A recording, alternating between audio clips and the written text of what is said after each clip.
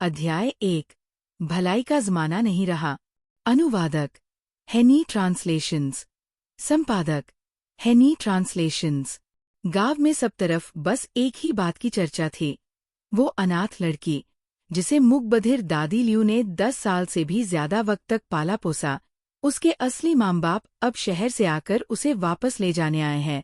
गांव की औरतें एक कोने में बैठकर गपशप कर रही थी। अरे, दादी लियू को तो शुरू से ही उस लड़की को गोद नहीं लेना चाहिए था। हमने तब भी मना किया था, पैसा और मेहनत दोनों की बर्बादी है, लेकिन उन्होंने सुनी ही नहीं। पर वो लड़की तो एहसान फरामोश नहीं लगती।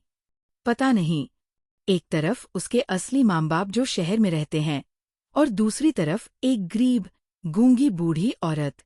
बताओ, तुम होते तो किसे चुनते? हाय बेचारी दादी लियू। अकेली और बेसहारा बूढ़ी औरत ने इतने साल तक उसे पाला और अब लड़की बिना कुछ लौटाए ही जा रही है। सब मेहनत मिट्टी में मिल गई। बस इसलिए कहते हैं, भलाई का ज़माना नहीं रहा। और वही थोड़ी दूरी पर खड़ी थी शेंगयांग, वही लड़की जिसके बारे में ये सब बातें हो रही थी। तेज हवा में उसकी कमर तक आती काली बाल लहराते हुए उड़ रहे थे। उसकी त्वचा दूध जैसी साफ और चेहरा इतना खूबसूरत था कि देखने वाला बस देखता रह जाए। वो चुपचाप खड़ी थी, शांत, सुंदर और एक अजीब सी रौबदार ठहराव के साथ। उसकी खूबसूरती में एक अलग ही शान थी। जैसे ही गांव की औरतों ने उसे देखा, वो सब सन्न रह गई और धीरे धीरे वहां से खिसक गई। शेंगयांग ने कुछ नहीं कहा। वो बस उस रास्ते पर चल दी जो लोगों ने अपने आप उसके लिए छोड़ दिया था। पीछे से फुसफुसाहटें सुनाई दे रही थी। वो गूंगी के साथ बड़ी हुई है, कहीं ये भी तो गूंगी नहीं है? नहीं नहीं, मैंने उसकी आवाज सुनी है। बहुत प्यारी आवाज है, बस ज्यादा बोलती नहीं। हाय, इतनी मेहनत से पाला और अब फल कोई और खा जाएगा। अगर दादी लियू चाहती तो उसकी शादी करा के 10,000 युआन की दहेज तो पा ही सकती थी। शेंगयांग उस छोटे लेकिन साफ सुथरे आंगन से गुजरती हुई अंदर पहुंची। कमरे के बीचों बीच एक सफेद बालों वाली बूढ़ी औरत बैठी थी, वही दादी लियू, और उनके एक तरफ एक मर्द और औरत बैठे थे। जैसे ही शेंगयांग कमरे में दाखिल हुई, वो दोनों एकदम उठ खड़े हुए। आंखों में उम्मीद और चेहरे पर उत्साह साफ झलक रहा था। वो भावुक हो चुके थे। उनके चेहरे की कोमलता से साफ पता चल रहा था कि इस लड़की को कितने प्यार से पाला गया है। लेकिन शेंगयांग के चेहरे पर न तो कोई गर्मजोशी थी और न ही अपनापन, जैसे दो अजनबी लोगों को देख रही हो। कांग वेइजिन, उसकी जैविक माँ, ने घबराहट भरे अंदाज में हाथ उठाया। यांगयांग, बहुत दिन हो गए। उसकी आवाज में माँ जैसी कोई बात नहीं थी। ज्यादा तो वो किसी छात्र की तरह लग रही थी जो अपने सख्त टीचर के सामने खड़ा हो। रिश्ता भले ही खून का हो, लेकिन किसी किशोर के लिए ये स्वीकारना आसान नहीं कि अचानक कोई आकर कहे, मैं तुम्हारी माँ हूँ। शेंगयांग ने हल्का सा भौहें उठाईं। बहुत दिन? लेकिन हमारी मुलाकात तो 2 दिन पहले ही हुई थी। उसने बस बहुत औपचारिक ढंग से सिर हिलाया, फिर चुपचाप दादी लियू के पास जाकर बैठ गई। दादी लियू ने उसे प्यार से देखा और फिर संकेत भाषा में उस जोड़े से बात करने लगी। शेंगयांग कुछ बोलने ही वाली थी कि तभी कांग वेइजिन की आवाज कांपती हुई सुनाई दी। उसने रोने की कोशिश रोकी और कहा, मैं समझती हूँ आप क्या कह रही हैं। हम जल्दबाजी नहीं करेंगे, यांगयांग को समय देंगे और कोई दबाव नहीं डालेंगे।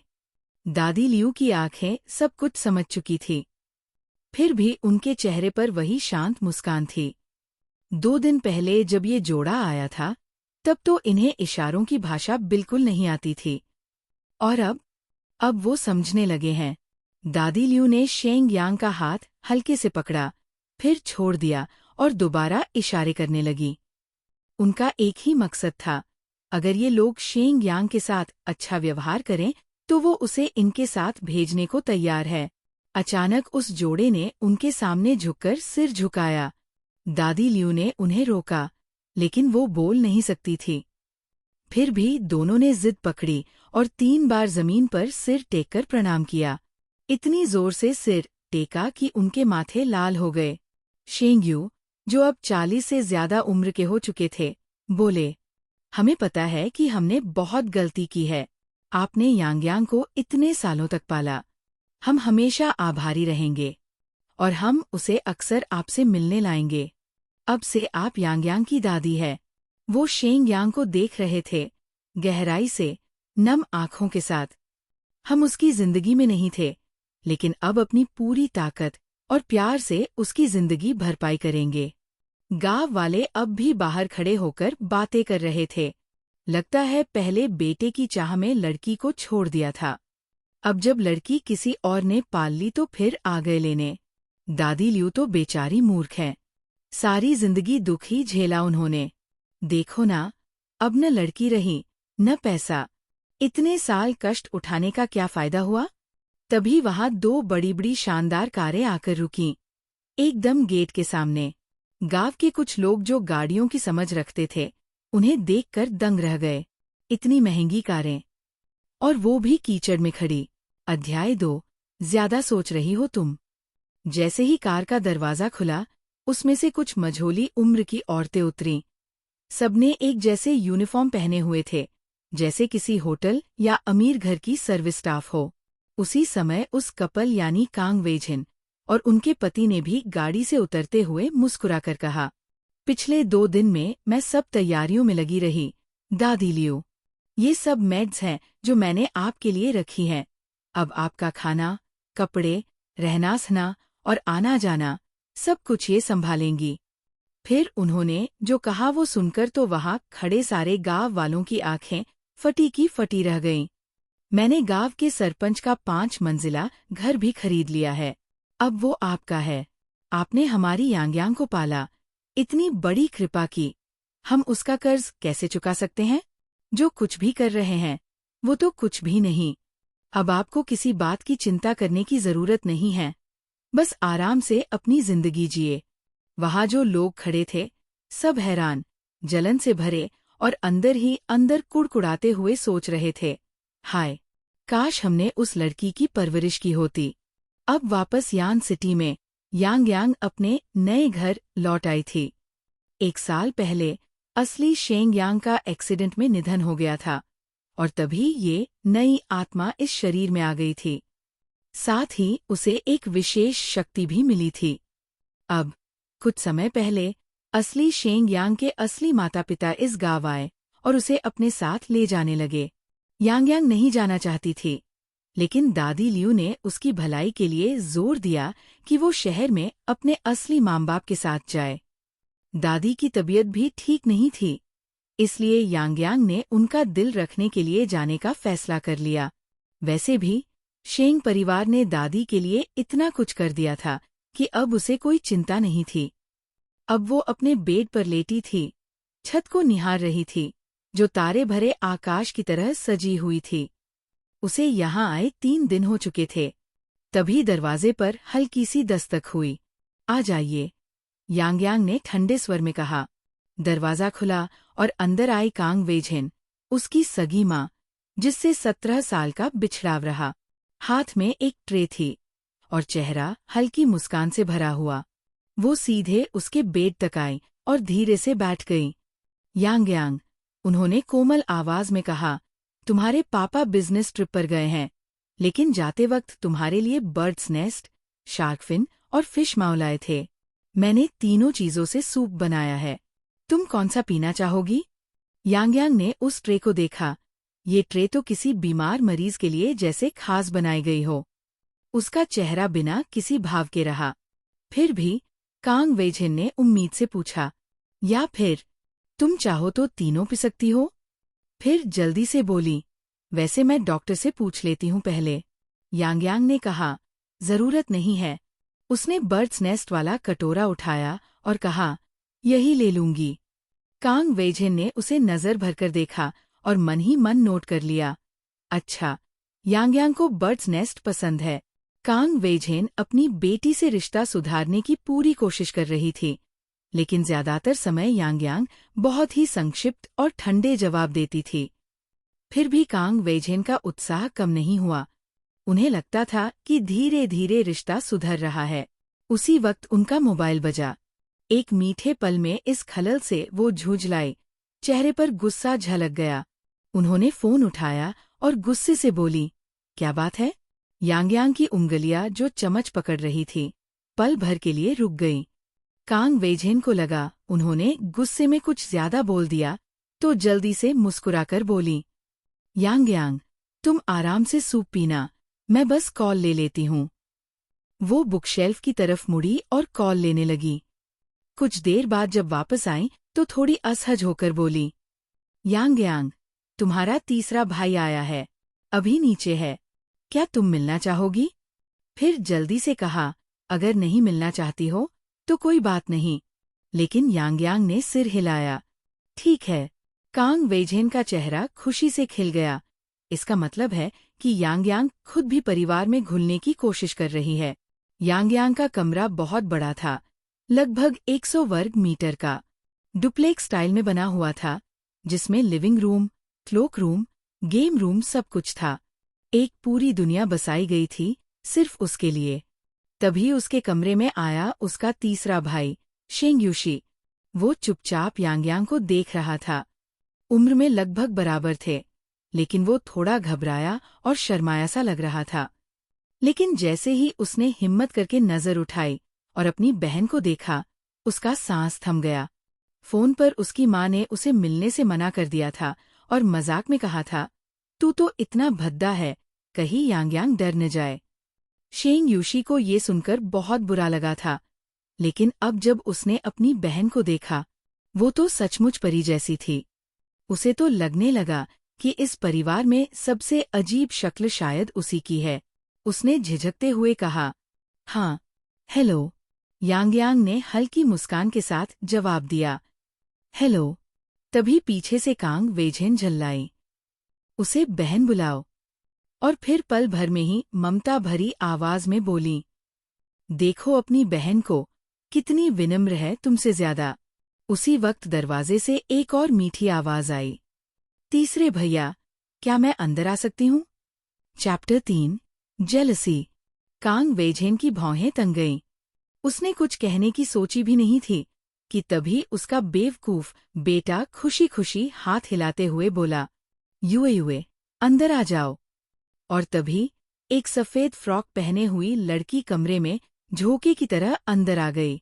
अब जब वो आ ही गई थी तो कांग वेइझेन ने बस हल्की खांसी की और मुस्कराते हुए परिचय कराया, यांग, ये तुम्हारे सेकंड अंकल की बेटी है, शेंग युए।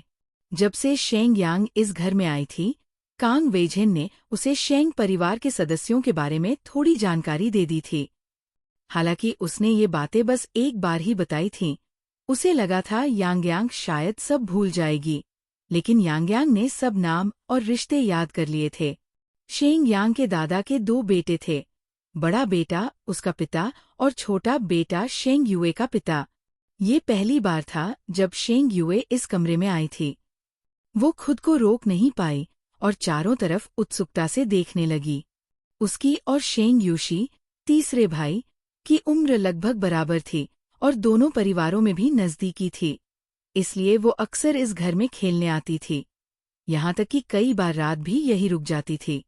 इस घर में ढेर सारे गेस्ट रूम थे और उसकी आंटी यानी कांग वेइझेन उसे कभी भी कोई भी रूम चुनने देती थी। लेकिन एक ये कमरा था जो हमेशा बंद रहता था। न वो इसमें कभी घुसी थी, नहीं जानती थी अंदर कैसा है। उसे उसके कजिन शेंग यूशी ने कभी बताया था कि ये वही प्रिंसेस रूम है जो उसकी आंटी ने शेंग यांग के पैदा होने से पहले ही उसके लिए सजाया था। और जब शेंग यांग पैदा हुई थी तो यही रही थी। हालांकि यांग सालों तक गायब रही, लेकिन उसकी आंटी ने इस कमरे को हमेशा उसकी वापसी की उम्मीद में वैसे ही रखा। कमरे में समय समय पर नए कपड़े और स्टेशनरी आती रहती थी और सब कुछ टॉप ब्रांड्स का होता था। शेंग युए को तब लगा था कि उसका भाई शेंग यूशी जरूर बढ़ा चढ़ाकर बातें कर रहा है। आखिर जिसे ढूंढा ही नहीं जा सका, उसके लिए कोई इतना क्यों करेगा? लेकिन अब जब वो खुद इस कमरे में खड़ी थी, उसे एहसास हुआ कि उसके भाई ने झूठ नहीं बोला था। ये कमरा और इसमें रखी हर चीज उसकी अपनी चीजों से कई गुना महंगी और आलीशान थी। उसने अपनी नजरें कमरे से हटाईं और शेंग यांग की ओर देखा, और देखते ही ठिठक गई। उसने सोचा था कि गांव में पली बढ़ी लड़की शायद सांवली और रूखी सूखी होगी, लेकिन शेंग यांग तो एकदम परी जैसी थी। लंबी, छरहरी, गोरी नाजुक त्वचा और इतना सुंदर चेहरा कि नजरें टिक जाए। वो तो साफ दिख रहा था कि वो उसकी आंटी की बेटी है, बल्कि सच कहें तो वो अपनी मशहूर सुंदर माँ से भी ज्यादा सुंदर थी। शेंग युए का मुंह खुला का खुला रह गया। वो तो जैसे भूल ही गई कि वो आई क्यों थी। जब होश आया तो उसने आंखें घुमाईं और मीठी आवाज में बोली, आंटी, थर्ड ब्रदर, क्या यही यांग है? ये तो कितनी सुंदर है, बिल्कुल आपकी जवानी वाली तस्वीरों जैसी लग रही हैं। आंटी, वो यांग के सामने खड़ी होकर उसे ऊपर से नीचे तक देखने लगी, जैसे कोई कांच की गुड़िया हो। हालांकि उसकी नजर में कोई खुली जलन नहीं थी, लेकिन पहली बार किसी अजनबी का ऐसे घूर घूर कर देखना किसी को भी असहज कर सकता था। कांग वेइझेन ने तुरंत शेंग यांग की ओर देखा, कहीं उसे बुरा तो नहीं लग गया? लेकिन यांग के चेहरे पर एकदम ठंडा, शांत भाव था, जैसे कुछ फर्क ही नहीं पड़ा। कांग वेइझेन ने फिर भी अपने अंदाज से बेटी को थोड़ा पीछे खींच लिया। उसे लगा कि युए बस सुंदरता से आकर्षित होकर देख रही थी, लेकिन दिल ही दिल में उसे गर्व महसूस हो रहा था। उसकी यांग वाकई में अब तक की सबसे सुंदर लड़की थी। शेंग युए ने अपनी नजरें नीची कर लीं। आंटी की इस छोटी सी हरकत को देखकर उसने हल्के से होंठ टेढ़े किए, पर बाहर से मुस्कुराती हुई बोली, आंटी, थर्ड ब्रदर मुझे यहाँ खेलने लाया था। मैं तो गेस्ट रूम में थी। मुझे नहीं पता था कि आज यांग वापस आ रही है। मेरी गलती। कांग वेइझेन ने हल्के से सिर हिलाया और फिर एक ख्याल आया। शायद पिछले कुछ दिनों से उसकी बेटी उससे ज्यादा घुलमिल नहीं रही थी, सिर्फ इसीलिए क्योंकि उनकी उम्र का फासला ज्यादा है। लेकिन अगर हमउम्र लड़की से बात करे तो शायद वो ज्यादा सहज हो। उसने शेंग यांग की ओर देखा और नरमी से बोली, यांग, तुम लोग आपस में बातें करो। मैं तुम्हारे लिए खुशबूदार चाय और कुकीज बनाती हूँ। यांग ने बस एक हल्की सी हम की आवाज में जवाब दिया। चेहरे पर कोई खास भाव नहीं। उसकी शक्ल जितनी चमकदार थी, उसका स्वभाव उतना ही शांत और साधारण, जैसे ठंडा पानी। कांग वेइझेन को लगा कि शायद उसकी बेटी ने गांव में रहते हुए बहुत कष्ट झेले हैं, इसलिए उसका व्यवहार ऐसा हो गया है। ये सोचकर वो और ज्यादा अपराधबोध से भर गई। उसने शेंग यूशी से कहा कि वो अपनी बहन का ध्यान रखे और कमरे से निकल गई। अब कमरे में बस तीनों बच्चे रह गए थे। शेंग यांग तो जैसे वहाँ किसी और ही दुनिया में थी, चुपचाप अपनी डेस्क पर बैठकर किताब के पन्ने पलट रही थी। बाकी दोनों थोड़े असहज हो गए। शेंग यूशी, जो हमेशा खुद को लोगों का फेवरेट समझता था, आज अपनी ही बहन के सामने थोड़ा दब गया था। उसे लग रहा था कि उसकी बहन इतनी शांत और रौबदार क्यों है, जैसे कोई उसके पास आने से डर जाए। उसके माता पिता के 3 बेटे थे और कई सालों की इंतजार के बाद ये इकलौती बेटी हुई थी। उसके पैदा होते ही उसके माँ बाप ने उसे आंखों का तारा बना लिया था। लेकिन वो 2 साल का ही था जब उसकी बहन गायब हो गई थी, और उसी सदमे में उसकी माँ करीब 1 साल तक बीमार रही थी। उसे उन दिनों की कुछ भी याद नहीं थी, तो ना उसकी बहन की, ना ही उस हादसे की। इसी बीच शेंग युए ने अपने दोनों हाथ पीठ पीछे बांध लिए और एक कदम आगे बढ़कर ऐसे पूछा जैसे वो यांग को बहुत अच्छी तरह जानती हो। यांग, क्या पढ़ रही हो? क्या आप चाहेंगे कि मैं अगले हिस्से का अनुवाद भी करूं? Chapter 4 He enjoys being reprimanded by his eldest brother. शेंग यांग अभी भी शांति से किताब पढ़ रही थी, और तभी शेंग युए की नज़र उस किताब पर पड़ी। उसने गौर से देखा, अरे, ये तो इंग्लिश की किताब है। उसके होठों पर हल्की सी मुस्कान आ गई। क्या इसे सच में इंग्लिश समझ आती है? उसे तो सुनने में आया था कि ये लड़की एक गांव में पली बढ़ी है, एक गूंगी सी बुढ़िया ने इसे पाला है, और वहां तो ढंग से खाना भी नहीं मिलता था। सुनने में तो यहाँ तक आया था कि ये 4 साल की उम्र तक बोल भी नहीं पाई थी और किसी घटिया से टाउनशिप स्कूल में जैसे तैसे दाखिला मिला था। ये किताब तो जरूर मौसी ने दी होगी। बेकार में दी। क्या जरूरत थी उन्हें? शेंग युए के मन में तिरस्कार की भावना थी, पर बाहर से उसने मुस्कुराहट बनाए रखी। वो धीरे से बोली, अगर तुम्हें कुछ समझ ना आए तो बेहिचक मुझसे पूछ लेना। मुझे सिखाना अच्छा लगता है। शेंग यूक्सी ने भी साथ दिया। हाँ, युए के इंग्लिश में बहुत अच्छे मार्क्स आते हैं। मैं खुद भी उससे पीछे हूँ इंग्लिश में।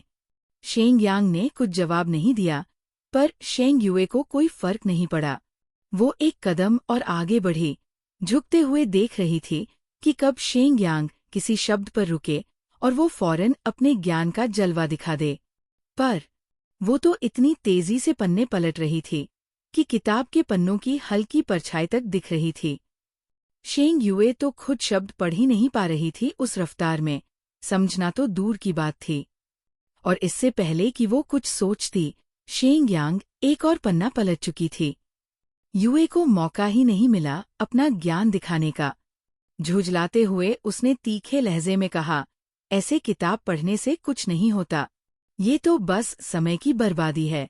शेंग यांग ने सिर घुमाया और बेहद शांत लेकिन ठंडे स्वर में पूछा, तुम्हें इससे कोई दिक्कत है? उसका चेहरा बेहद सुंदर था, पर उसकी आंखें बिल्कुल ठंडी, जैसे शीशे की। उसकी एम्बर जैसी आंखों की ठंडक किसी को भी डरा दे। शेंग यूक्सी अवाक रह गया। उसके दिल में हल्की सी थरथराहट हुई। वह कितनी कूल है, कितनी तेज। वो तो बस देखता ही रह गया। उसे अपनी बड़ी भाई की याद आ गई, जिसे वो बहुत मानता था। ओह, ये तो बड़ी भैया जैसी है। सख्त, शांत और स्टाइलिश। उसके चेहरे पर अचानक मुस्कान आ गई। वो फौरन बोला, नहीं नहीं, बिल्कुल नहीं। बहन, ये तुम्हारी किताब है, जैसे चाहो वैसे पढ़ो। उसने पहली बार बहन कहकर पुकारा और बातों का सारा तनाव जैसे पिघल गया। शेंग युए ने कड़वी नजरों से शेंग यूक्सी की ओर देखा। ये क्या हो गया? अभी अभी मिली है बहन और इतना झुकाव? तो हमारे सालों का रिश्ता क्या कोई मायने नहीं रखता? फिर उसकी नजर कमरे के कोने में रखे एक खूबसूरत काले पियानो पर पड़ी। उसकी आंखों में एक नया प्लान चमक उठा। वो वहां चली गई और बड़े प्यार से बोली, ये पियानो कितना सुंदर है ना? क्या ये बड़े भाई ने खरीदा? फिर वो खुद ही बताने लगी, मेरे पास भी एक ऐसा ही यामाहा ब्रांड का रेडियस सीरीज वाला पियानो है। मुझे भी बड़े भाई ने विदेश से गिफ्ट में लाकर दिया था। उसकी शिपिंग फीस ही इतनी थी कि उतने में नया पियानो आ जाता। मैंने मना किया, पर वो कभी मानते नहीं। फिर वो कुछ पल को रुकी और जानबूझकर बोली, वैसे यांग, शायद तुमने यामाहा का नाम सुना भी ना हो। बहुत टॉप ब्रांड है। मेरा पियानो तो करीब 10 लाख का है। उसकी आवाज में दिखावा था, आंखों में हल्की चुनौती थी। लेकिन शेंग यांग ने बस एक नजर डाली और कहा, ये वाला तुम्हारे वाले से अलग है। तुम्हारा पियानो इतना अच्छा नहीं है। युए को जैसे करंट लगा। क्या? ये क्या कह दिया? असल में यामाहा की सबसे बेहतरीन सीरीज होती है वाईसी और सबसे सस्ती वाईएस। रेडियस सीरीज तो बस अमीरों के दिखावे के लिए बनी होती है। बाहर से वाईसी जैसी दिखती है, लेकिन अंदर से वाईएस जैसी ही होती है। युए को लगता था कि उसका पियानो बहुत महंगा और खास है, पर शेंग यांग की बातों ने जैसे उसकी सारी शान मिट्टी में मिला दी। ये लड़की पियानो के बारे में इतना कैसे जानती है? वो तो खुद अपने कजिन को मिन्नतें करके पियानो मंगवाया था, और अब ये लड़की कह रही है कि वो अच्छा नहीं है। युए का चेहरा गुस्से से लाल हो गया। उसने चुपचाप पियानो का ढक्कन खोला और खुद ही उस पर बैठ गई। एक सफेद हंस की तरह गरिमा से अपनी गर्दन सीधी की और अपनी पतली, सुंदर उंगलियां पियानो की चाबियों पर रख दी। Chapter 5 this is embarrassing part 1। कमरे में अब शेंग युए पियानो पर बैठी थी। उसकी उंगलियां बड़ी तेजी से चल रही थीं। वो बजा रही थी टर्किश मार्च, और वो भी पूरी स्पीड में, जैसे पूरी दुनिया को दिखाना चाहती हो कि देखो, मैं कितनी एक्सपर्ट हूँ। शेंग यूक्सी एक कोने में खड़ा था। उसकी आंखों में तारीफ थी। असल में शेंग यूक्सी और शेंग युए उम्र में करीब करीब थे और बचपन से साथ खेले थे, तो दोनों की अच्छी बनती थी। और युए बचपन से ही पियानो में तेज थी। लेकिन आज शेंग यूक्सी हैरानी से बोल पड़ा, युए, आज तुम्हारा म्यूजिक बहुत अच्छा लग रहा है। घर में जब तुम बजाती हो तब इतना स्मूथ नहीं होता। ये बात कोई एक्सपर्ट ही नहीं, एक आम आदमी भी महसूस कर सकता था। शेंग युए के चेहरे पर एक पल के लिए अजीब सी घबराहट आ गई। उसकी उंगलियां एक पल को कांप गईं। उसने चुपके से नजर घुमाकर देखा। शेंग यांग अब भी किताब पढ़ रही थी, पूरी तरह शांत। क्या उसे पता चल गया? क्या उसने यूं ही बोल दिया या समझ के? पर फिर उसने अपने आप को समझाया, अरे नहीं, वो तो गांव की लड़की है, उसे पियानो देखा तक नहीं होगा। पर जैसे ही उसने ट्यून खत्म किया और पियानो का ढक्कन बंद किया, उसने हल्के से बोला, शायद इस पियानो की ट्यूनिंग सही है, इसलिए अच्छा लग रहा है। लेकिन शेंग यूक्सी ने तुरंत जवाब दिया, नहीं, वो बात नहीं है। हमारा ये पियानो तो बस 2 दिन पहले ही आया है और हमने अभी तक ट्यून भी नहीं कराया। मतलब साफ था, बात सिर्फ ट्यूनिंग की नहीं थी, बल्कि शेंग यांग ने शायद उसकी असलियत पकड़ ली थी। युए का चेहरा शर्म से लाल हो गया। उसने माथे पर हाथ रखा और थोड़ी लड़खड़ाई सी, उफ, ये तो बहुत शर्मिंदगी वाली बात हो गई। तभी एक नौकर ने दरवाज़ा खटखटाया। मैम, नीचे एक विदेशी आपसे मिलने आया है। शेंग फैमिली के नौकर बेहद ट्रेन थे, अंग्रेजी भी थोड़ी बहुत जानते थे और कार भी चला लेते थे, तो उन्होंने इतना समझ लिया था कि वो विदेशी शेंग यांग से मिलने आया है। बस बात पूरी समझ नहीं पाई, इसलिए ऊपर आकर बता दिया। शेंग युए की आंखें चमक उठीं। सुना है मौसी चाहती है कि शेंग यांग यान सिटी मिडिल स्कूल में पढ़े। क्या ये वही इंग्लिश ट्यूटर है? वो तुरंत बोली, चलो नीचे चलकर देखते हैं। शेंग यांग का फोन बजा। उसने भौहों के बीच उंगली रखी और हल्के से सिर झुकाया। मुझे अंदाजा है कौन है। शेंग युए और यूक्सी पहले नीचे चले गए। नीचे पहुंचते ही उन्होंने देखा, एक लंबा विदेशी खड़ा था। उसके पास एक बड़ा सा सामान था, जिसे एक कपड़े से ढका गया था। शेंग यूक्सी की तो हालत ही खराब हो गई। फिर से एक विदेशी। मेरी इंग्लिश तो सबसे खराब है।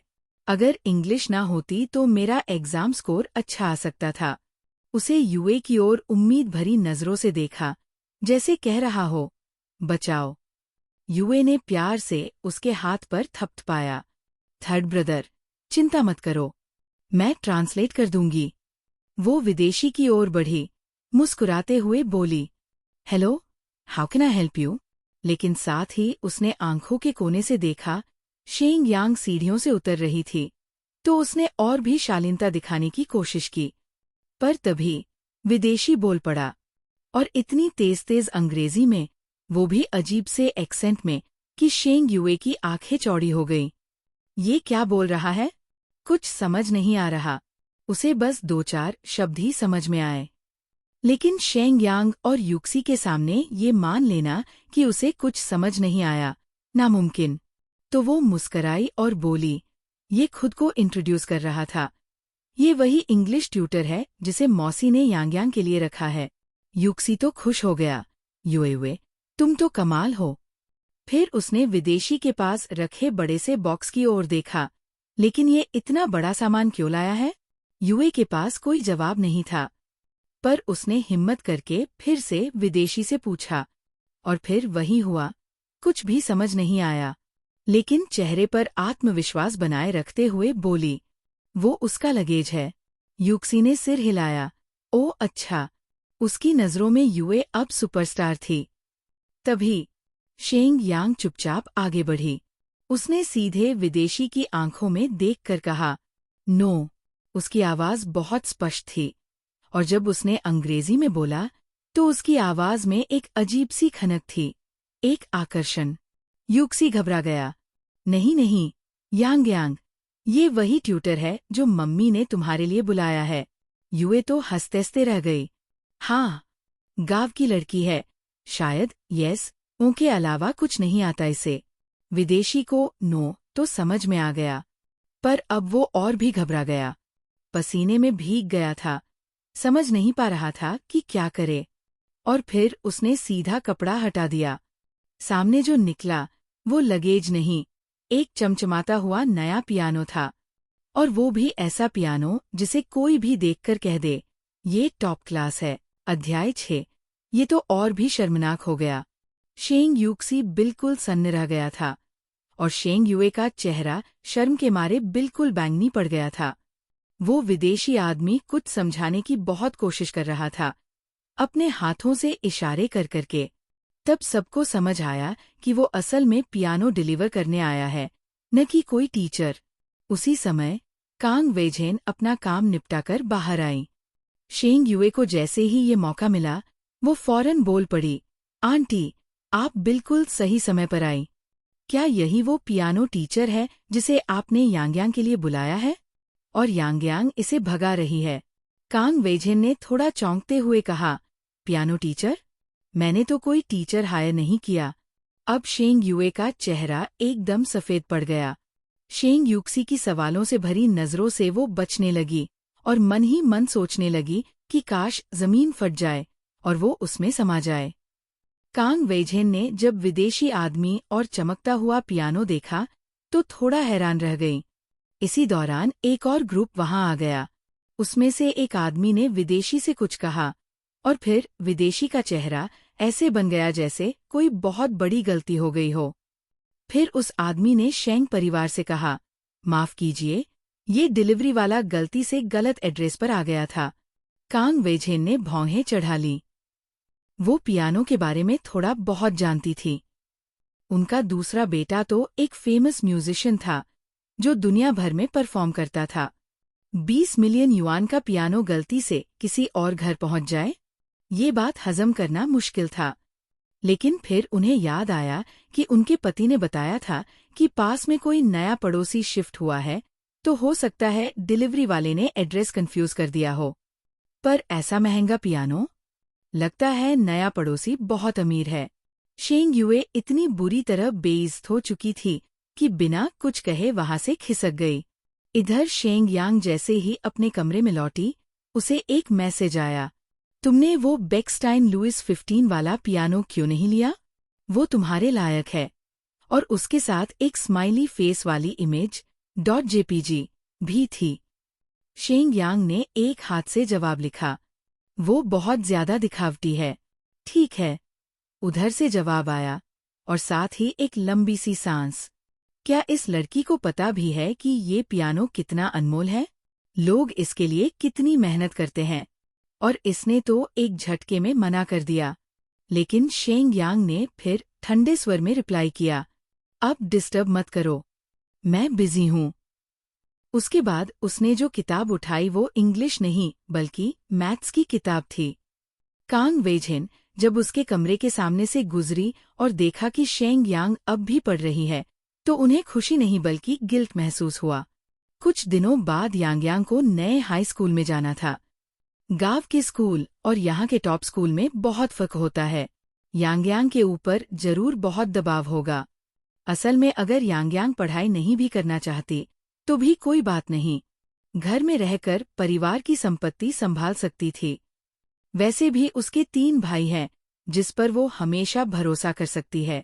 कांग वेझेन जैसे ही आगे बढ़ी और शेंग यूक्सी के कमरे में झांका तो देखा कि वो कंप्यूटर पर गेम खेल रहा है। वो झुंझलाकर बोली, शेंग यूक्सी, फिर से गेम खेल रहे हो? शेंग यूक्सी ने चिढ़ते हुए कहा, मॉम, भूल गई क्या? मैंने हाई स्कूल पास कर लिया है, अब मैं कॉलेज स्टूडेंट हूँ। लेकिन उनकी गुस्से वाली माँ फिर भी नहीं मानी। तो अब तुम अपनी छोटी बहन को नजरअंदाज कर सकते हो? हाँ? अब तो शेंग यूक्सी ने शर्मिंदा होकर सिर खुजलाया। ओह, मुझे याद ही नहीं रहा कि मेरी कोई छोटी बहन भी है। वो झटपट दौड़ते हुए शेंग यांग के कमरे में गया। वहां देखा कि वो पढ़ रही है। उसका दिल अचानक भारी हो गया। वो तो बहुत ही बेवकूफ था। उसे अपनी छोटी बहन की मदद करनी चाहिए थी। यांग, ये तो हाई स्कूल की किताब नहीं है, ये तो एडवांस्ड मैथ्स है। मैंने भी अभी तक ये नहीं पढ़ा। शेंग यांग ने बस हल्के से ओके कहा, लेकिन किताब बंद करने का कोई इरादा नहीं दिखाया। वो बस चुपचाप उसे घूरने लगी, जैसे कह रही हो, अब बाहर निकलो। अब उस सख्त स्वभाव वाली बहन के आगे शेंग यूक्सी क्या कर पाता। वो चुपचाप कमरे से बाहर हो गया। अब तो हालत ये थी कि माँ ने दरवाज़ा मुंह पर बंद कर दिया, बहन ने भी बाहर निकाल दिया। बेचारा शेंग यूक्सी न इधर का रहा न उधर का। अब कब आएंगे मेरे बड़े और दूसरे नंबर वाले भाई, वो सोचने लगा। उधर शेंग युए गाड़ी चलाकर थकीहारी घर पहुंची। जैसे ही ऊपर गई, देखा कि उसकी माँ फूलों को पानी दे रही थी। कांग वेझेन जैसी चमचमाती आंटी के मुकाबले शेंग युए की माँ जियांग शिनी काफी साधारण और प्यारी लगती थी। लंबे सीधे बाल, हल्के नैनंश और शांत स्वभाव। शेंग युए ने झल्लाते हुए कहा, मॉम, आपको कितनी बार कहा है, ऐसे छोटे मोटे काम छोड़ दो। नौकर लोग हैं ना करने के लिए। जियांग शिनी ने मुस्कुराते हुए कहा, तुम नहीं समझोगी। बस यही सुनते ही शेंग युए का पारा चढ़ गया। वो जोर से चेयर पर बैठ गई और चिढ़कर बोली, हाँ, हाँ, आप सही हैं, मुझे कुछ नहीं पता। अध्याय 7, ठंडी दिलवाली। इतने सालों तक पूरी शेंग फैमिली में वो अकेली लड़की थी। उसके कजिन्स उसे सगी बहन जैसा मानते थे और वो भी उन्हें अपने सगे भाइयों जैसा समझती थी। सब लोग उसकी किस्मत से जलते थे, लेकिन आज जैसी शर्मिंदगी उसे कभी नहीं उठानी पड़ी थी। अब वो अकेली लड़की नहीं रही उस परिवार में, और ये बात उसे बिल्कुल पसंद नहीं आई। उसे लगने लगा कि आगे जाकर उसका रुतबा घर में और भी कम हो जाएगा। उसे समझ नहीं आ रहा था कि उसकी आंटी कांग वेझेन और शेंग यूक्सी इतने पत्थर दिल कैसे हो सकते हैं। तू जितनी चाहे गुस्सा कर ले मेरे सामने, लेकिन दूसरों के सामने ये रवैया मत दिखाना, खासकर तेरी दादी के सामने तो बिल्कुल नहीं। जियांग शिन यी, शेंग युए की माँ, की आंखें तो सख्त थीं, लेकिन होठों पर अब भी एक हल्की सी मुस्कान थी। वो धीरे धीरे शेंग युए के कॉलर को ठीक करते हुए बोली, याद रख, तू शेंग फैमिली की अकेली बेटी है। शेंग युए को अपनी माँ की इस अजीब मुस्कान से थोड़ा डर लगने लगा। जाने क्यों, उसकी रीढ़ की हड्डी में एक सिहरन दौड़ गई। काफी देर चुप रहने के बाद उसने धीमी आवाज में कहा, मम्मा, शेंग यांग वापस आ गई है। कौन? जियांग शिनी का चेहरा एकदम बदल गया। उन्होंने अचानक उसकी कंधों की हड्डियां इतनी जोर से पकड़ ली कि शेंग युए दर्द से तिलमिला उठी। लेकिन उनका हाथ अब भी उसके गले के पास खतरनाक ढंग से रुका था। क्या कहा तूने? अपनी हमेशा शांत और सुंदर दिखने वाली माँ को इस तरह गुस्से में देखकर शेंग युए के चेहरे पर अचानक उम्मीद की एक चमक आ गई। वो आंटी की बेटी, जो पिछले 10 सालों से लापता थी, वही वापस आ गई है। मम्मा, आपको भी लगता है ना कि वो लड़की नकली है? इतने सालों बाद कोई अचानक कैसे मिल सकती है? अगर वो शेंग यांग नकली निकली, तो फिर से वही अकेली बेटी कहलाएगी शेंग फैमिली की, और तीनों भाई फिर सिर्फ उसी के रहेंगे। जियांग शिनयी का चेहरा एकदम सख्त हो गया। उनके हाथ सफेद पड़ गए थे, इतना जोर से मुट्ठियां भींच ली थी, लेकिन उन्होंने काफी देर तक कुछ नहीं कहा। 3 दिन बाद आज कांग वेझेन अपनी बेटी शेंग यांग को यान सिटी हाई स्कूल लेकर जा रही थी। असल में उनका इरादा कुछ दिन बाद ले जाने का था, लेकिन शेंग यांग ने जिद पकड़ ली थी कि उसे अभी जाना है, और कांग वेझेन को भी महसूस हुआ कि स्कूल, पढ़ाई और इम्तिहान जैसे शब्द सुनते ही उनकी बेटी की आंखों में अजीब सी चमक आ जाती है, जबकि ज्यादातर बच्चे तो इन शब्दों से डरते हैं। उन्हें बस ये डर था कि कहीं स्कूल का माहौल उसकी उम्मीदों से बिल्कुल उल्टा न निकले। जब वो दोनों प्रिंसिपल के ऑफिस की तरफ बढ़ रही थीं, तभी वाइस प्रिंसिपल सामने से दौड़ते हुए आए। मिसेस शेंग, मैंने तो कहा था कि कुछ दिन रुक जाएं। आप मेरी बात क्यों नहीं मानती? वाइस प्रिंसिपल की आवाज में घबराहट थी। शेंग फैमिली बहुत अमीर और ताकतवर थी। स्कूल को उन्होंने एक पूरी लाइब्रेरी दान में दी थी। वाइस प्रिंसिपल चाहता था कि जब तक प्रिंसिपल किसी काम से बाहर है, तब तक चुपचाप शेंग यांग का एडमिशन करवा दिया जाए। लेकिन दुर्भाग्य से प्रिंसिपल जल्दी लौट आए और इस बात से बहुत नाराज हो गए। अब वाइस प्रिंसिपल की हालत पतली हो गई थी। उधर से प्रिंसिपल की आवाज आई, बाहर कौन है? अंदर भेजो उन्हें। वाइस प्रिंसिपल ने मन ही मन अपना सिर पकड़ लिया। आज वाकई दिन बहुत खराब निकला। अगर ये लोग कुछ दिन बाद आते तो मामला संभाल लिया जाता।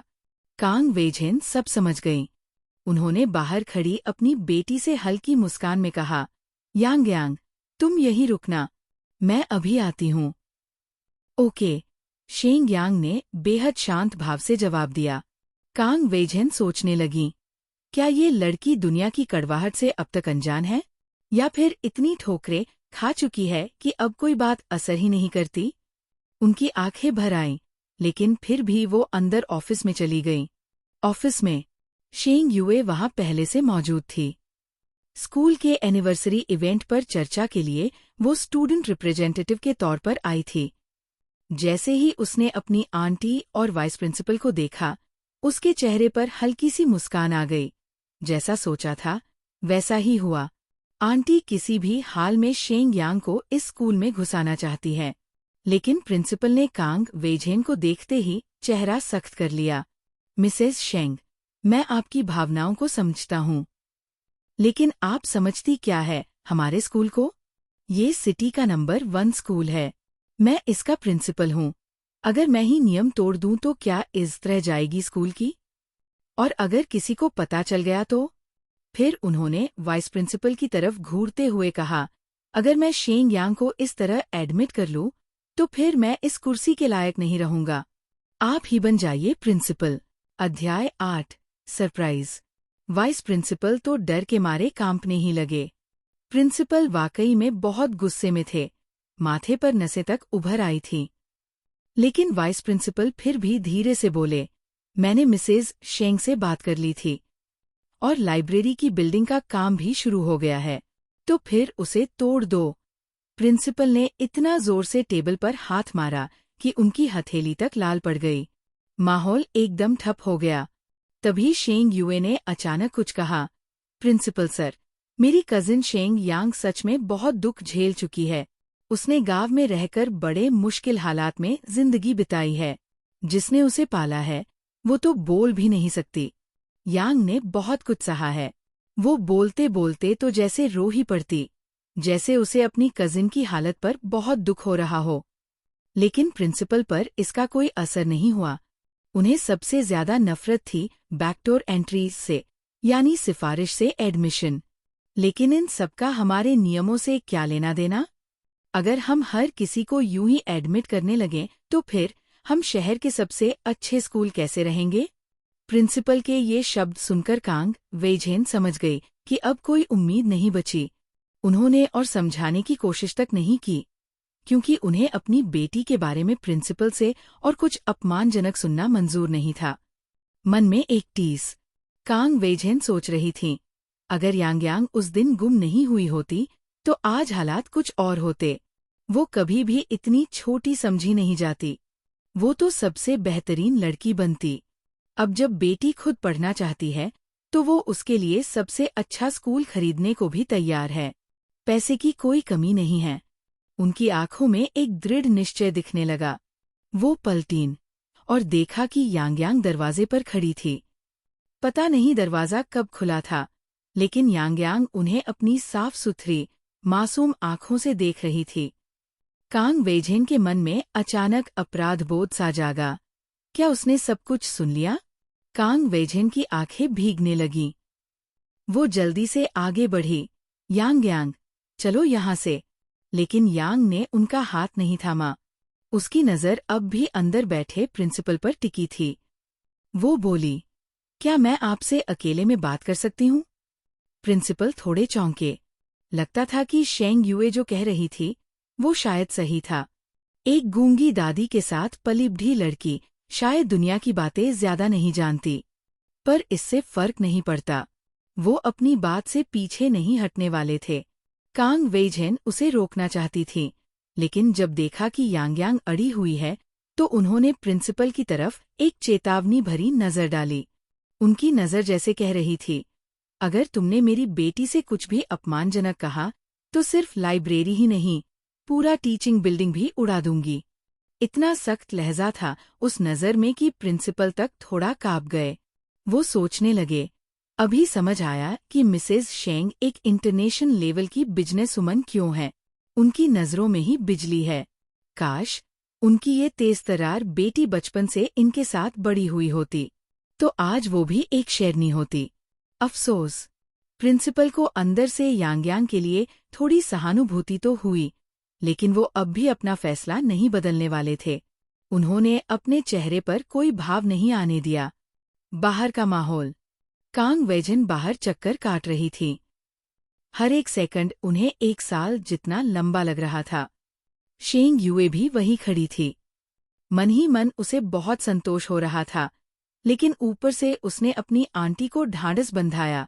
आंटी, चिंता मत कीजिए, मेरी मम्मा स्टार्क हाई स्कूल की ट्रस्टी है। यांग वहां पढ़ सकती है। स्टार्क हाई स्कूल वो जगह थी जहां सिर्फ अमीर घरों के बच्चे पढ़ते थे, जिन्हें पढ़ाई से कोई मतलब नहीं होता। लेकिन शेंग यूए के हिसाब से यांग जैसी गांव की लड़की के लिए तो यही स्कूल बहुत है। कांग वेझेन ने बस एक ठंडे स्वर में कहा, आपकी दरियादिली का शुक्रिया, लेकिन जरूरत नहीं है। आंटी, तो फिर आप क्या करेंगी? कांग वेझेन की आंखों में आग सी थी। मैं सेकंड मिडिल स्कूल खरीद रही हूँ। यांग वहां पढ़ेगी। Second middle school. पूरे यान सिटी में वो यान सिटी हाई स्कूल के बाद दूसरे नंबर पर आता था। शेंग यूए का मन जैसे चुभने लगा। वो सोचने लगी, इस लड़की के लिए इतना कुछ करने का क्या फायदा, जिसका कोई भविष्य नहीं, उस पर इतना पैसा और मेहनत क्यों बर्बाद कर रही हैं? वो समझ नहीं पा रही थी कि इतनी अक्लमंद और तेज महिला कांग वेझेन ऐसा भावुक फैसला क्यों ले रही है। अचानक दरवाजा खुला। सबसे पहले बाहर आई शेंग यांग। उसने आज एक सफेद ड्रेस पहन रखी थी, और जब वो धूप में खड़ी हुई तो उसकी खूबसूरती बस देखते ही बनती थी, एकदम चमकती हुई परी जैसी। कांग वेझेन जल्दी से आगे बढ़ी और अपनी आदत के मुताबिक उसे दिलासा देने लगी। यांग, उदास मत हो। जिंदगी में कुछ हार भी मिलती है और कुछ जीत भी। तुम सेकंड मिडिल स्कूल में पढ़ सकती हो। लेकिन तभी किसी ने सख्ती से कहा, ये कहीं और नहीं जाएगी, ये सिर्फ यान सिटी हाई स्कूल में ही पढ़ेगी। अध्याय 9, यंग मास्टर यी, हर लड़की का सपना, भाग 1। ये कहीं नहीं जाएगी, ये सिर्फ यान सिटी हाई स्कूल में ही पढ़ेगी। प्रिंसिपल तेजी से बाहर आए। चेहरा उत्साहित सा लग रहा था, लेकिन उन्हें एहसास हो गया कि उन्होंने जो कहा वो थोड़ा ज्यादा हो गया। उन्होंने झटपट मुस्कुराकर बात संभाली। मेरा मतलब ये है कि यान सिटी हाई स्कूल से बेहतर स्कूल शेंग यांग के लिए हो ही नहीं सकता। कांग वेझेन को कुछ गड़बड़ लगी। वो बोली, अभी तो आप कह रहे थे कि मेरी बेटी इस स्कूल के लायक नहीं है। प्रिंसिपल ने खांसते हुए जवाब दिया, वो तो मेरी एकतरफा सोच थी। फिर उन्होंने वाइस प्रिंसिपल के कंधे पर हाथ रखा, जो अब भी हैरान खड़े थे। अब समझ में आया कि मुझे कभी कभी वाइस प्रिंसिपल की भी सुननी चाहिए। हर किसी की राय जरूरी होती है, वरना मैं बेवकूफ़ी भरे फैसले ले बैठता हूँ। सबसे ज्यादा हैरान तो शेंग यूए थी। उसके दिमाग में एक ही सवाल था, अभी क्या हुआ? वो खुद को रोक नहीं पाई और आगे आ गई। उसकी आवाज थोड़ी काँप रही थी। पर मेरी कजिन तो गांव से आई है, मुझे लगता है उसे एडजस्ट करने में बहुत समय लगेगा। ये क्या बोल रही है ये लड़की? कांग वेझेन ने तुरंत उसकी ओर एक ठंडी, तेज नजर डाली। आयरन लेडी की उस नजर में इतनी सख्ती थी कि इंसान तो क्या दीवारें भी कांप जाएं। शेंग यूए को तुरंत समझ आ गया कि उससे कुछ गलत निकल गया है, लेकिन अब अगर वो ज्यादा सफाई देती तो और फंस जाती। इसलिए बस होंठ दबाकर खड़ी हो गई, जैसे उसकी बात बस चिंता में निकल गई हो। थोड़ी देर बाद वो चुपके से शेंग यांग की तरफ देखती है। अब भी उसके मन में सवाल है, अंदर ऐसा क्या हुआ? अंदर तो सिर्फ प्रिंसिपल और शेंग यांग ही थे। फिर ऐसा क्या हुआ जिससे प्रिंसिपल ने अपना मन ही बदल लिया? वो शेंग यांग के खूबसूरत चेहरे को घूरने लगी, लेकिन कोई जवाब नहीं मिला। फिर जब कोई उसकी तरफ नहीं देख रहा था, तो उसने धीरे से एक ठंडी सी फुकारी मारी और होंठ तिरछे करके एक तिरस्कार भरी मुस्कान दी। थोड़ी देर बाद जब शेंग परिवार बाहर चला गया तो वाइस प्रिंसिपल प्रिंसिपल की ओर देखते हुए बोले, प्रिंसिपल सर, आपने तो अभी कहा था कि अगर आप शेंग यांग के लिए नियम तोड़ेंगे तो आप प्रिंसिपल बनने के लायक नहीं रहेंगे। तो फिर आपने? प्रिंसिपल ने बहुत आराम से पलटकर जवाब दिया, उफ, लगता है मेरा कान का दर्द फिर से शुरू हो गया है। मुझे कुछ सुनाई नहीं दे रहा। उसी रात ठंडी हवा चल रही थी। चांदनी बहुत साफ थी। शेंग यांग को नींद नहीं आ रही थी। वैसे भी बाकी लोगों की तरह उसे ज्यादा नींद की जरूरत नहीं थी। सिर्फ 3-4 घंटे की नींद से ही वो एकदम तरोताजा हो जाती थी। हाँ, वो पढ़ाई को लेकर बहुत जुनूनी थी और अपने ज्ञान को बढ़ाने के लिए हमेशा तैयार रहती थी, लेकिन लंबे समय तक लगातार पढ़ते पढ़ते थक भी जाती थी। इसीलिए वो बाहर टहलने निकल गई। तभी हवा में एक बड़ी ही रहस्यमयी और ताजगी भरी खुशबू उसके पास से गुजरी। वो कोई आम खुशबू नहीं थी, उसमें कोई जादू था, जैसे रूह तक को सुकून मिलने लगे।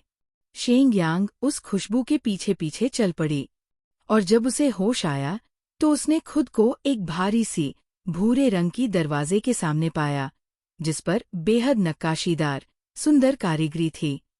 दरवाजा एकदम शाही लग रहा था, जैसे पुराने जमाने के किसी महल का हिस्सा हो। ये शायद उसके पड़ोसी का घर था। वो जैसे ही पलटी तो अचानक एक शख्स के आमने सामने आ गई। काफी समय हो गया। एक गहरी, ठंडी और बेहद आकर्षक आवाज उसके कानों में पड़ी। वो शख्स बहुत लापरवाही से संगमरमर की चौखट पर बैठा था, लंबी टांगें आराम से फैलाई हुईं। उसके माथे पर बाल हल्के हल्के हवा में उड़ रहे थे और पीछे पूरा चांद चमक रहा था, लेकिन उसकी आवाज तो जैसे चांदनी से भी ज्यादा मोहक थी। शेंग यांग को सामान्यतः किसी चीज से कोई फर्क नहीं पड़ता था, लेकिन आज उसे भी मानना पड़ा, ये लड़का वाकई में बेहद हैंडसम है। शायद हर लड़की का सपना होता कि उसका बॉयफ्रेंड ऐसा दिखे। शेंग यांग ने बिना कोई भाव दिखाए कहा, तुम हो। दरअसल जब शेंग यांग को इस शरीर में 1 साल पहले होश आया था, तब से उसके अंदर एक अजीब सी ताकत जागी थी। जब भी कोई इंसान किसी मुश्किल या संकट में होता था तो वो जैसे अपने आप वहां पहुंच जाती थी और उसकी मदद करती थी, मतलब जैसे कोई फ्रेंड रिकमेंडेशन सिस्टम हो। लेकिन ये दोस्त आम लोग नहीं होते थे, ये बड़े बड़े लोग होते थे जिनकी पहचान समाज में बहुत ऊंची होती थी। और ये जो सामने बैठा लड़का था, यी जुनचेंग, वो भी उन्हीं में से एक था, लेकिन वो बाकियों से कुछ अलग था। अध्याय 10, यंग मास्टर यी, हर लड़की का सपना, भाग 2। यी जुनचेंग को शेंग यांग की बेरुखी की आदत हो चुकी थी। वो झपकते हुए ऊंची चौखट से कूद पड़ा और सीधे एक पत्थर की मेज के पास जा पहुंचा, जिस पर मसालों का एक बॉक्स रखा था। उसकी आंखों में थोड़ी हिचकिचाहट थी, क्योंकि उसे कभी नहीं सोचा था कि किसी लड़की को इम्प्रेस करने के लिए उसका हैंडसम चेहरा और फिट शरीर भी उतना काम नहीं आएगा जितना कि ये छोटा सा मसालों का बॉक्स। वो मुस्कुराते हुए बोला, मुझे पता है कि तुम्हें ये पसंद आएगा। ये मसाले की रेसिपी है। यी जुनचेंग के पतले हाथों में एक पतला सा कागज था, जिस पर रेसिपी लिखी हुई थी। उसका हल्का सा मुस्कान ऐसा था जैसे कोई चित्र हो, बस एकदम खूबसूरत। शेंग यांग को ज्ञान की प्यास थी। यी जुनचेंग को मालूम था कि उसने शेंग यांग की कमजोरी को पहचान लिया है। उसकी अंबर जैसी आंखें तुरंत चमक उठीं, जो पहले उसकी ओर बिल्कुल भी नहीं देख रही थी। अब वो आंखें इतनी सुंदर लग रही थी जैसे उसके चेहरे पर कोई नई रोशनी आ गई हो। यी जुनचेंग ये देखकर थोड़ा चिंतित हो गया। वह हल्का सा आह भरते हुए बोला, क्या चाहिए? मैं तुम्हें दे सकता हूँ। शेंग यांग ने बिना देर किए अपनी लिमिटेड एडिशन काली कार्ड निकाली, जो कभी भी असीमित बैलेंस के साथ हो सकती थी। नहीं, इसे बस मेरी जान बचाने के लिए एक इनाम समझो। पर उससे पहले कि शेंग यांग कुछ और कहती, यी जुनचेंग ने कागज को पत्थर की मेज पर रखा और आंखें ऊपर उठाई। इस रेसिपी की सिर्फ एक ही कॉपी है। क्या तुम सच में नहीं चाहती? शेंग यांग की निगाहें उस रेसिपी पर लगी थीं। उसकी निगाहों में काफी संघर्ष था। वो जानती थी कि ये रेसिपी अमूल्य थी, लेकिन ये रेसिपी उसके लिए बहुत महत्वपूर्ण थी। उसने गहरी सांस ली और कुछ पल की खामोशी के बाद बोली, ठीक है। यी जुनचेंग ने मुस्कुराते हुए कहा, इसे नए पड़ोसी के स्वागत का तोहफा समझो। जब शेंग यांग ने रेसिपी स्वीकार की तो उसे खुशी हुई। उसे याद था कि कुछ दिन पहले किसी ने उसे 20 मिलियन का पियानो दिया था, जिसे उसने ठुकरा दिया था। फिर उसने अपनी आंखें झुकी और जरा उदास होकर पूछा, वो पियानो देने वाला कौन था? तुमसे क्या? शेंग यांग ने बिना कोई भाव दिखाए जवाब दिया। यी जुनचेंग ने बस कंधे उचकाए और हल्के से मुस्कुराए, जैसे ये बात उसे छेड़ने की नहीं थी। छोड़ो, कोई बात नहीं। कई बार वो शेंग यांग के बारे में सोचता था। ये लड़की काफी गुस्सैल और रहस्यमयी थी। इसी सोच में डूबा वो उसके पास खड़ा था और उसे लगता था कि यह लड़की बहुत कुछ छुपा रही है। धीरे धीरे चीजें और भी दिलचस्प हो रही थी। कुछ दूर एक ऊंचे पेड़ के नीचे एक व्यक्ति खामोश आवाज में फोन पर कुछ बोल रहा था। यंग मास्टर यी यान सिटिया गया है। लगता है वो किसी लड़की का पीछा कर रहा है। फोन पर एक ठंडी आवाज आई, उसे जाने दो, लेकिन ध्यान रखना, अगर कुछ हो तो मुझे रिपोर्ट करो। यी जुनचेंग की ओर से शेंग यांग पहले ही जा चुकी थी और एक आदमी उसके पास खड़ा था, सिर झुकाकर। यंग मास्टर, वो लोग फिर से आपका पीछा कर रहे हैं। क्या मैं? कोई जरूरत नहीं। यी जुनचेंग ने अपना चेहरा अंधेरे में छिपा लिया था। उसका रूप और भी रहस्यमय और आकर्षक हो गया था। वो धीरे से अपनी आंखें उठाता है और फिर एक छोटी सी झप्पी के साथ कहता है, जरा देखो। वो अचानक एक बाण जैसा डार्ट पीछे की ओर फेंकता है, जो सीधे एक 5 मीटर दूर की कीमती चीनी मिट्टी की मूर्ति को तोड़ देता है। रात के काफी देर बाद कांग वेझेन अभी भी अपने अध्ययन कक्ष में काम निपटा रही थी। इस वक्त उसका पति बिजनेस ट्रिप पर था और बहुत सारा काम पड़ा हुआ था। उसका बड़ा बेटा शाखा कार्यालय में था, तो वो उसकी मदद नहीं कर सकता था।